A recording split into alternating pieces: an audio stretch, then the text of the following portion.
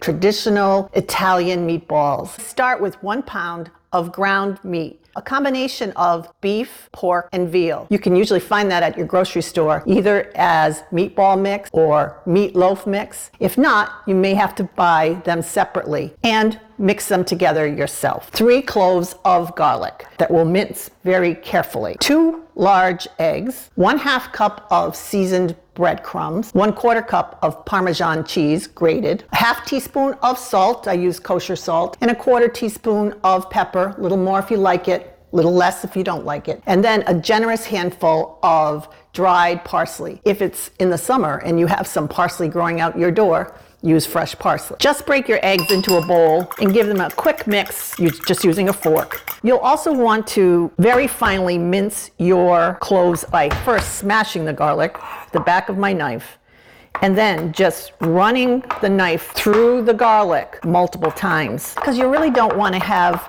large pieces of garlic in your meatballs. Into your 1 pound of ground meat, you're going to add your 1/2 cup of seasoned breadcrumbs, Italian seasoned breadcrumbs, 1/4 cup of Parmesan cheese grated, 1/2 teaspoon of salt, 1/4 teaspoon of ground black pepper, 2 eggs gently beat, and the minced garlic. Now you're ready to mix your meatballs. Gently distribute the ingredients through the meat. Now, one of the keys to making a really good meatball is not to overhandle it. Just carefully distribute the ingredients by just pushing them into the meatballs, just so you can see that they are spread out amongst your mixture.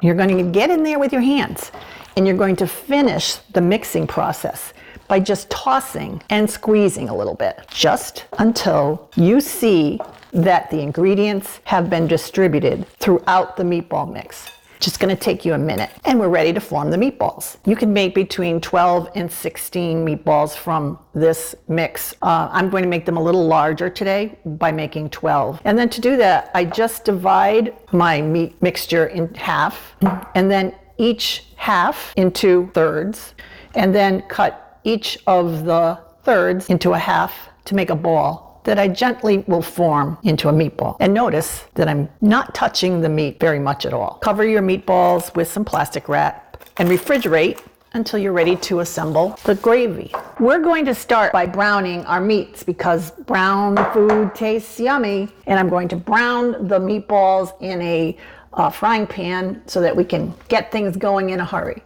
Be sure to turn your meats frequently. And if they're sticking to the pan, that's a sign that they're not quite ready for you to turn. Meatballs are browning up nicely.